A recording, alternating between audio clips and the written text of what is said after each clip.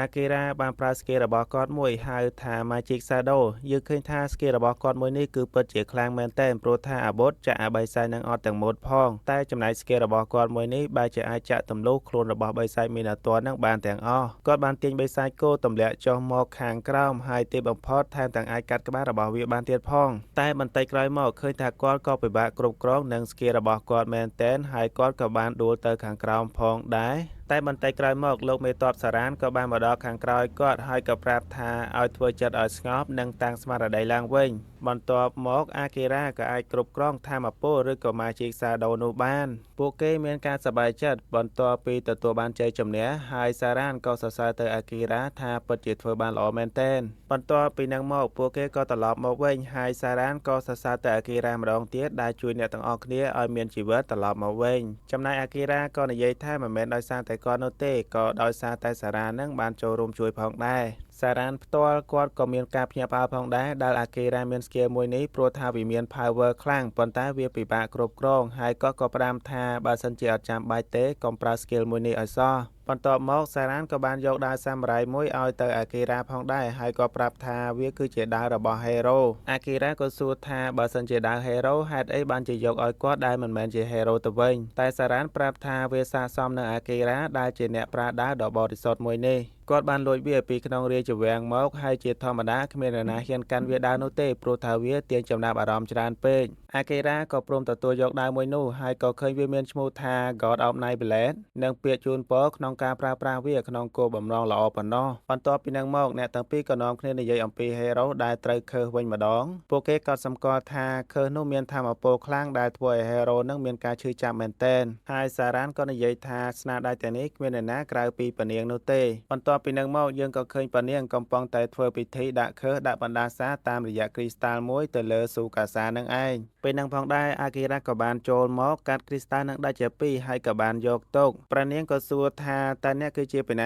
ាគេតើចេះខ្មាស់គេដែរទេហេតុអីបានជាហ៊ានចូលបន្ទប់មនុស្សស្រីដោយគ្មានការអនុញ្ញាតបែបនេះអាគីរ៉ាក៏បានតបថាមនុស្សស្រីដែលប្រើខើសគ្រប់គ្រងអ្នកដទៃធ្វើជាអាយ៉ងគឺវាមិនខុសពីមេធ្មប់នោះទេហើយក៏បានសួរតាក់ទងនឹងគោលបំណងរបស់ព្រះនាងហើយនឹងស្ដេចនឹងចង់ធ្វើអីឲ្យពិតប្រាកដប៉ុន្តែព្រះនាងអត់ប្រាប់នោះទេព្រោះថាអ្វីៗក៏អត់ធ្វើទៅតាមតែគោលបំណងរបស់ស្ដេចបញ្ជាប៉ុណ្ណោះអាគីរ៉ាក៏បានសួរទៅព្រះនាងម្ដងទៀតប៉ុន្តែចម្លើយគឺនៅដដែលនឹងហើយមើលទៅព្រះនាងដូចជាយ៉ាងម៉េចមិនដឹងទេមិនដឹងថាត្រូវបណ្ដាសាដែរឬក៏យ៉ាងម៉េចដោយគ្មានជំរឿគាត់ក៏ចាកចេញពីកន្លែងនឹងទៅបានបន្ទាប់ពីអាគីរ៉ាចេញទៅបាតយើងឃើញថាដុំគ្រីស្តាល់មិនមែនមានតែមួយនឹងទេគឺមានច្រើនមែនទែនគឺពួកគេຕົកដើម្បីគ្រប់គ្រងអ្នកដទៃនិងក្រុម Hero នឹងឯងអាគីរ៉ាក៏បានយកដុំគ្រីស្តាល់នឹងមកជួបសារ៉ានហើយសារ៉ានក៏បាននិយាយថាមើលទៅស្ដេចនឹងអត់បោះបង់គំនិតរបស់គាត់តតែសោះហើយអាគីរ៉ាក៏បានសួរដែរថាគំនិតអីគេប៉ុន្តែសារ៉ានពេលហ្នឹងគឺអត់បានប្រាប់គាត់ទេបែរជាសួរថាតើអាគីរ៉ានឹងឲ្យប៉នាងដឹងពីវត្តមានរបស់គេហើយមែនទេអាគីរ៉ាក៏បានប្រាប់ការពិតទាំងអស់ហើយពេលនឹងផងដែរសារ៉ានក៏និយាយថាមើលទៅប៉នាងប្រហែលជាអាយ៉ងរបស់ស្ដេចដែរនឹងអញ្ចឹងមានន័យថាអ្វីដែលប៉នាងកំពុងតែធ្វើនឹងគឺមិនមែនជាគំនិតរបស់ខ្លួនឯងនោះទេគឺស្ដេចជាអ្នកគ្រប់គ្រងគាត់នឹងឯងអាគីរ៉ាក៏សួរទៅសារ៉ានថាគាត់ធ្វើបែកការឲ្យប៉នាងបានដឹងអញ្ចឹងតើសារ៉ានបន្ទោសគាត់ឬអត់សារ៉ានក៏និយាយថាវាជាទង្វើដ៏ឆោតល្ងង់បន្តិចប៉ុន្តែទោះជាយ៉ាងណាក៏ជាការងារដែលពួកយើងត្រូវតែធ្វើផងដែរអាគីរ៉ាក៏និយាយថាសារ៉ានពិតជាមនុស្សល្អមែនទែនបើសិនជាពិភពលោករបស់គាត់មានមនុស្សដូចជាសារ៉ានច្រើនមិនដឹងជាល្អប៉ុណ្ណានោះទេសារ៉ានឮហើយគឺពិតជាសប្បាយចិត្តមែនទែនហើយក៏និយាយថាបើសិនជាអាគីរ៉ាបានត្រឡប់ទៅពិភពលោកដើមវិញសូមនាំគាត់ទៅជាមួយផងបន្ទាប់ពីនឹងមកអាគីរ៉ាបានគេងលក់នៅលើដើមឈើមួយហើយក៏បានភ្ញាក់នៅពេលដែលឮសំឡេងមនុស្សអ៊ូអរគាត់បានដើរមកមើលហើយក៏សួរស៊ូកាសាថាមានរឿងអីកើតឡើងស៊ូកាសាអត់ទាន់បានប្រាប់គាត់ទេគ្រាន់តែសួរថាបាត់អាគីរ៉ាទៅណាព្រោះអត់ឃើញរយៈពេលយូរអញ្ចឹងអាគីរ៉ាបានដើរមកមើលក៏ឃើញរឿងដ៏គួរឲ្យឈឺចាប់មួយព្រោះថាសារ៉ានដែលជាមិត្តភក្តិថ្មីរបស់គាត់និងជាមនុស្សល្អបំផុតម្នាក់ផងដែរត្រូវបានស្លាប់បាត់ទៅហើយជាពិសេសគឺស្លាប់ក្រោមកូនកំបិតដែលដូចជាកូនកំបិតរបស់អាគីរ៉ាទៀតផងមនុស្សមួយចំនួននៅទីនោះបានចោទអាគីរ៉ាថាជាឃាតករប៉ុន្តែអាគីរ៉ាបញ្ជាក់ប្រាប់ថាកូនកំបិតរបស់គាត់បានបាក់នៅពេលដែលប្រយុទ្ធគ្នាជាមួយមីណាទ័របាត់ហើយប៉ុន្តែពួកគេមួយចំនួនអត់ជឿទេគឺចោទប្រកាន់ទៅលើអាគីរ៉ាយកតែម្ដងហើយអាគីរ៉ាពេលហ្នឹងគាត់ក៏ដឹងថាពួកហ្នឹងគឺស្ថិតក្រោមខើសរបស់ព្រះនាងនោះឯងហើយសូម្បីតែស៊ូកាសាចូលមកជួយនិយាយក៏គ្មានអ្នកណាស្ដាប់នោះដែរហើយពេលហ្នឹងផងដែរស្ដេចនិងព្រះនាងក៏បានមកដល់ក៏បានបញ្ជាទ័ររបស់គាត់ឲ្យចាប់ទៅអាគីរ៉ាភ្លាមតែម្ដងប៉ុន្តែអាគីរ៉ាក៏បានគេចខ្លួនបាត់ឈឹងហើយក៏មកនិយាយគ្នាជាមួយនឹងហ្គីឡេស ហ្គេលេសប្រាប់ថាសារ៉ានត្រូវបានស្លាប់ដោយឃាតករផ្ទាល់ខ្លួនរបស់ស្ដេចនោះឯងហើយគាត់ក៏បានទុករបស់មួយចំនួនឲ្យទៅអាគីរ៉ាផងដែរនៅក្នុងបន្ទប់របស់គាត់ឲ្យអាគីរ៉ាទៅយករបស់ទាំងហ្នឹងហើយក៏ធ្វើដំណើរចាកចេញពីរាជវាំងហ្នឹងទៅអាគីរ៉ាបានមកយករបស់ដែលសារ៉ានបានរៀបចំទុកឲ្យគាត់ហើយពេលហ្នឹងគាត់ក៏ដឹងថាតាមពិតសារ៉ានបានដឹងថាប្រកាសជាមានគ្រោះថ្នាក់មុនបាត់ទៅហើយងាកមកមើលខាងស្ដេចឯនេះបន្តិចក៏មិននឹកស្មានថាការស្លាប់របស់សារ៉ានមួយបែរជាមានការរង្គើដល់មនុស្សច្រើនបែបនេះសោះពនាងក៏បានបញ្ជាក់ប្រាប់ថាគាត់បានគ្រប់គ្រងទៅលើមនុស្សមួយចំនួនតែហេរ៉ូខ្លះគាត់អត់អាចគ្រប់គ្រងបាននៅឡើយទេហើយពេលនឹងផងដែរទើបដឹងថាស្ដេចមានគោលបំណងធ្វើសង្គ្រាមនៅភាគខាងកើតហើយក៏បានបញ្ជាកូនចៅរបស់គាត់មួយចំនួនឲ្យទៅតាមសម្លាប់អាគីរ៉ាផងដែរងាកមកមើលខាងអាគីរ៉ាឯនេះវិញគាត់កំពុងតែធ្វើដំណើរទៅតាមគោលដៅដែលសារ៉ាននឹងធ្លាប់ប្រាប់គាត់តាំងពីសារ៉ានធ្លាប់នៅរស់មកម្លេះសារ៉ានធ្លាប់ប្រាប់ថាបើសិនជាថ្ងៃណាមួយអាគីរ៉ាមានរឿងហើយកន្លែងដែលសុវត្ថិភាពបំផុតគឺនៅក្នុងដងចិននៅក្នុងទីនោះមានគ្រោះថ្នាក់ប៉ុន្តែក៏ជាកន្លែងដែលសុវត្ថិភាពផងដែរហើយជាពិសេសអាគីរ៉ាក៏អាចសម្លាប់3សាយដើម្បីឡើងលវលឡើងស្គាលហើយអាគីរ៉ាប្រកាសជាខ្លាំងជាងមុនជាមិនខានអាគីរ៉ាក៏សួរថាបើសិនជានៅក្នុងដងចិនធ្វើឲ្យយើងខ្លាំងបានហេតុអីក៏នាំគ្នាទៅសម្លាប់3សាយដើម្បីទទួលកម្លាំងសារ៉ានប្រាប់ថាវាមានផលប្រយោជន៍មែនប៉ុន្តែមិនមែនមនុស្សគ្រប់គ្នាចេះតែធ្វើបាននោះទេព្រោះថាវាមានគ្រោះថ្នាក់នឹងឯងហើយរាល់ការប្រយុទ្ធរាល់10ជាន់ម្ដងនឹងត្រូវជួបមេម្ដងអាគីរ៉ាគឺពិតជាមានសមត្ថភាពមែនទែនគាត់អាចសម្លាប់3សាយអស់ជាច្រើនហើយឥឡូវនេះគាត់ដល់ជាន់ទី69បាត់ទៅហើយក៏បានមកជួបមេមួយដែលមើលទៅកាចគួរឲ្យខ្លាចមែនទែនព្រោះថារូបរាងរបស់វាធំដូចជាសត្វតោអញ្ចឹងហើយជាពិសេសកន្ទុយរបស់វានឹងមានសត្វពស់មួយទៀតផងអាគីរ៉ាប្រយុទ្ធជាមួយ3សាយនឹងបានតែមួយផ្លែក៏ត្រូវកញ្ញាំរបស់វាធ្វើឲ្យមានរបួសធ្ងន់បាត់ទៅហើយព្រោះថាស្គីបំបាំងខ្លួនរបស់គាត់អត់ដំណើរការទៅលើ3សាយទេព្រោះថាវាប្រកែស្ដាប់ហើយប្រកែហិតក្លិននោះឯង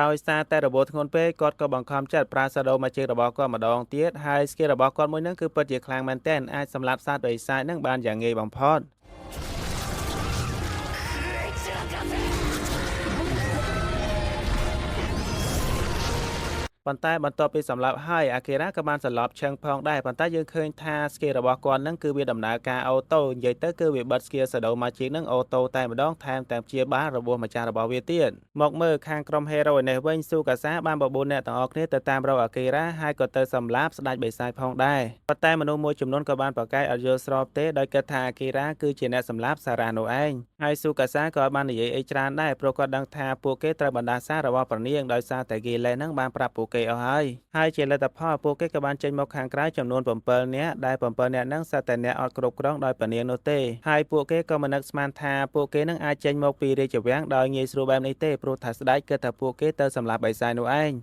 តែកន្លែងហ្នឹងខ្ញុំឆ្ងល់ថាហេតុអីបានជាយូអេណូអត់ជួយដោះបណ្ដាសាឲ្យពួកគេព្រោះថាយូអេណូហ្នឹងជំនាញរបស់គាត់ហ្នឹងគឺជាអ្នកដោះខើនឹងឯងតែមួយទៀតខ្ញុំក៏គិតថាប្រហែលជាយូអេណូនឹងអត់ទាន់ខ្លាំងគ្រប់គ្រាន់ដែលអាចដោះខើនឹងបានហើយកន្លែងនឹងផងដែរទើបយើងដឹងថាមូលហេតុដែលពួកគេអត់ត្រូវខើនឹងដោយសារតែប្រូសក់វិញបានចូលទៅកំទេចដុំគ្រីស្តាល់នឹងឯងដោយដើរសាមរ៉ាយមួយហើយគាត់ក៏ដឹងថាដើរនឹងមកពីណាផងដែរប្រហែលជាមាននរណាម្នាក់ចង់ឲ្យគាត់ទៅកំទេចដុំគ្រីស្តាល់នឹងឯងហើយងាកមកមើលហ្គីលេនេះបន្តិចតាមពិតគោលបំណងរបស់គាត់នឹងគឺចង់ឲ្យក្រុមហេរ៉ូចាកចេញដើម្បីសុវត្ថិភាពនឹងឯងហើយគាត់ក៏បន្តធ្វើអ្វីដែលជាបំណងរបស់សារ៉ានបន្តទៀតចំណែកក្រុមហេរ៉ូក៏បានធ្វើដំណើរបន្តទៀតពេលហ្នឹងទើបយើងដឹងថាប្រូសវែងគឺគាត់ចង់ទៅរកអាគីរ៉ាដើម្បីជួបគ្នាជាមួយគាត់នឹងឯងហើយគាត់ក៏សម័យទៅអតីតកាលបន្តិចពេលពួកគេធ្លាប់ជួបគ្នាលើកដំបូងប្រូសវែងបានជួបអាគីរ៉ាកំពុងតែធ្វើការនៅកន្លែងមួយពួកគេរៀនថ្នាក់ជាមួយគ្នាមែនប៉ុន្តែអត់ទាន់ជិតស្និទ្ធនឹងគ្នានោះទេប៉ុន្តែប្អូនស្រីរបស់ពួកគេទាំងពីរនាក់ហ្នឹងគឺជាមិត្តភក្តិនឹងគ្នាទៅវិញដែលវាគឺជារឿងដ៏ចៃដន្យមួយហើយពួកគេក៏អាចក្លាយជាមិត្តភក្តិល្អនឹងគ្នាបានដែរងាកមកមើលអាគីរ៉ាដែលជាតួ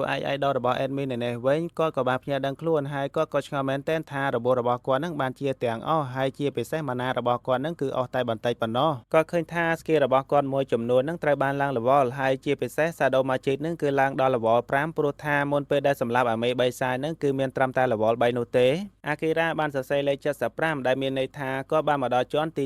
75ហើយក៏បន្តដំណើរទៅមុខទៀតនៅពេលដែលគាត់កំពុងតែដើរនឹងក៏ស្រាប់តែមានស្លែមមួយធ្លាក់មកពីខាងលើហើយគាត់ក៏បានកាប់សម្លាប់ស្លែមនឹងទៅនៅពេលដែលសម្លាប់ហើយក៏បានចេញមនុស្សស្រីម្នាក់មកពីក្នុងស្លែមនឹងគាត់ក៏ស្គាល់ថាគឺជាពពួកអៀលប៉ុន្តែក៏មិននឹកស្មានថាអៀលគឺមានសម្រស់ស្រស់ស្អាតបែបនេះទាល់តែសោះអាគីរ៉ាបានប្រើស្គីរបស់គាត់មួយហៅថា World Eye ដើម្បីពិនិត្យមើល state មនុស្សស្រីម្នាក់នឹងប៉ុន្តែស្គីរបស់គាត់នឹងគឺមានត្រឹមតែ level 1ដែលធ្វើឲ្យគាត់ពិបាកគ្រប់គ្រងហើយក៏ធ្វើឲ្យគាត់មានការឈឺចាប់ផងដែរបន្ទាប់ពីមនុស្សស្រីម្នាក់នឹងភ្ញាក់ដឹងខ្លួនហើយក៏បានឃើញក៏បានស្គាល់គ្នាទាំងអស់ហើយមិនបាច់ចាំណែនាំខ្លួនអីទេព្រោះថាមនុស្សស្រីម្នាក់នឹងគាត់ក៏មាន World Eye អាចពិនិត្យមើលដឹងដូចគ្នាគាត់ហៅឈ្មោះអាគីរ៉ាចំតែម្ដងហើយក៏សួរថាអាគីរ៉ាមកទីនេះធ្វើអី អាគីរ៉ាប្រាប់ថាក៏មកទីនេះដើម្បីសម្លាប់បីសាយដើម្បីឲ្យគាត់កាន់តែខ្លាំងជាងមុននឹងឯងបន្ទាប់មកអ៊ីលដែលជាស្រីស្អាតហ្នឹងក៏បានសន្លប់មកលើគាត់បានពេលឃើញស្រីស្អាតសន្លប់អញ្ចឹងគ្មានជំរឿក៏ចេះតែទ្រាំបីក៏យកគាត់មកដាក់ឲ្យគេនៅកន្លែងមួយហើយអ៊ីលម្នាក់ហ្នឹងក៏បានភ្ញាក់ដឹងខ្លួនវិញដោយសារតែគាត់ឃ្លានពេកគេងអត់លួ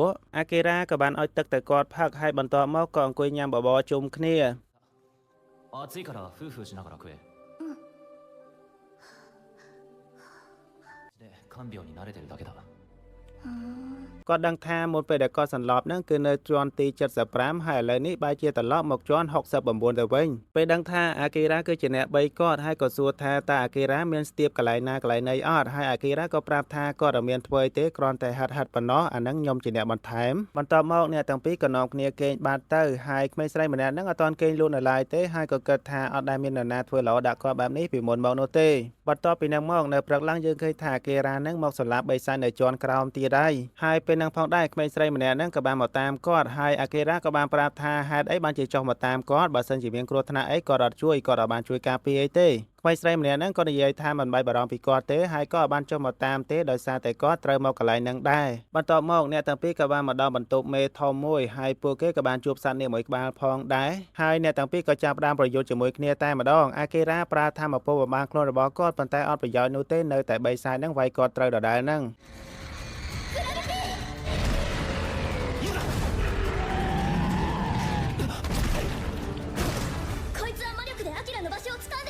បីសាយនេះក៏បានហក់មករកគាត់ម្ដងទៀតហើយអាគីរ៉ាក៏បានប្រើថាមពលខ្មៅមួយវាយវាដែលធ្វើឲ្យគាត់ឆ្លៀតឱកាសបានហើយហក់ទៅចាក់ភ្នែករបស់វាបីសាយនេះបានដេកស្ដោកស្ដឹងហើយក្មេងស្រីក៏បានសួរទៅស្គីលមិញហ្នឹងហៅថាស្គីលអីគេប៉ុន្តែអាគីរ៉ាប្រាប់ថាវាគ្រាន់តែជាកម្លាំងម៉ាណាចេញពីខាងក្រៅខ្លួនរបស់គាត់ប៉ុណ្ណោះអ៊ីពីសូតទី2យើងចប់ត្រឹមហ្នឹងជួបគ្នាវីដេអូក្រោយបើសិនជាអ្នកទាំងអស់គ្នាចូលចិត្តចង់មើលភាពបន្តទៀតកុំភ្លេចចុច like ចុច Subscribe និង comment ឲ្យខ្ញុំម្នាក់មួយផងជួបគ្នាវីដេអូក្រោយបាយបាយ